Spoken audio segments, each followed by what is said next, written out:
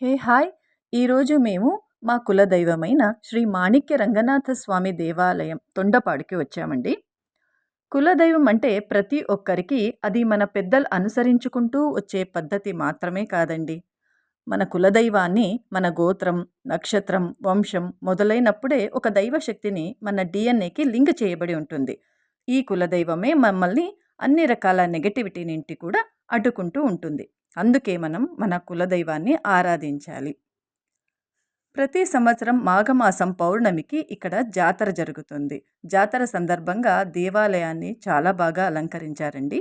జాతర జరిగిన ఒక వారం లోపు మేము దర్శనం చేసుకుని వస్తూ ఉంటాం. నాకైతే ఈ టైంలో ఇక్కడికి రావడం అంటే చాలా చాలా ఇష్టం.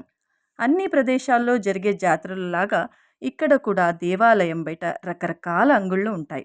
నేను ప్రతిసారి ఇక్కడ గాజులు మరియు పాకం కాజాలు కొంటూ ఉంటాను. పిల్లలకైతే ఆడుకోవడానికి చాలా రకాల బొమ్మలు ఉంటాయి. ఇంటికి కావాల్సిన వస్తువులు కూడా చాలా బాగా దొరుకుతాయి. ఇలా ఫ్యామిలీతో ఇక్కడికి రావడమే నాకొక సంబరం. మీరు మీ కులదైవం ఎవరు అన్నది కామెంట్లో తెలపండి. Thanks for watching. బాయ్.